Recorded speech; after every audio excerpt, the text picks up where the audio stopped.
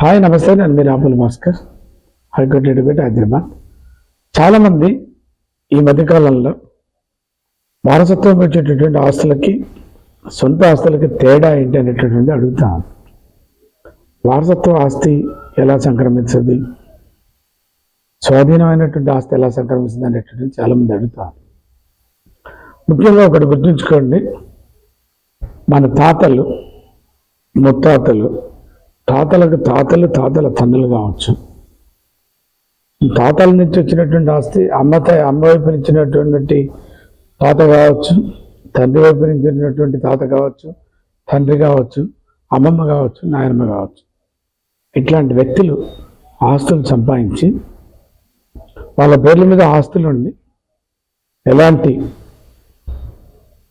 వీలునామా రాయకుండా చనిపోయినప్పుడు ఆ ఆస్తులు అందరికీ కూడా చెందుతాయి, వారసులందరికీ కూడా చెందుతాయి. దాన్ని వారసత్వంగా వచ్చినటువంటి ఆస్తి అనేటటువంటి పేరుతోటి పిలవటం అనేది జరుగుతుంది. అయితే వారసత్వంగా వచ్చినటువంటి ఆస్తులు ఎవరైతే సంపాదించినటువంటి వ్యక్తి వీలునామా రాసి ఆస్తి ఎవరికి చెందాలని వీలునామా రాసి చనిపోవడానికి ముందే రాసి దాన్ని రిజిస్టర్ చేయిస్తే అప్పుడు ఏమైందంటే ఆ ఆస్తి ఎవరికైతే చెందాలని వీలునామా రాస్తారో ఆ వ్యక్తులకే చెందద్దు.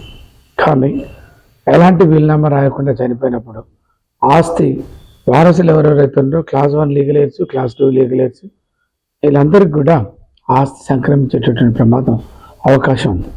అయితే స్వతహాగా తనే సంపాదించుకున్నటువంటి ఆస్తులు అన్నప్పుడు ఎవరైనా వ్యక్తులు తనకు సంబంధించినటువంటి జీవితకాలంలో ఆస్తులు సంపాదించుకొని వాటిని అనుభవిస్తున్నప్పుడు వాటిని వారసత్వ ఆస్తులు అనేటటువంటి పేరుతో పిలువరు. ఎందుకంటే సొంత ఆస్తులు అనేటువంటి పేరుతోటి పిలవటం జరుగుతుంది. జస్ట్ మీకు అవగాహన కోసం నేను మెటీరియల్ పెడతాను.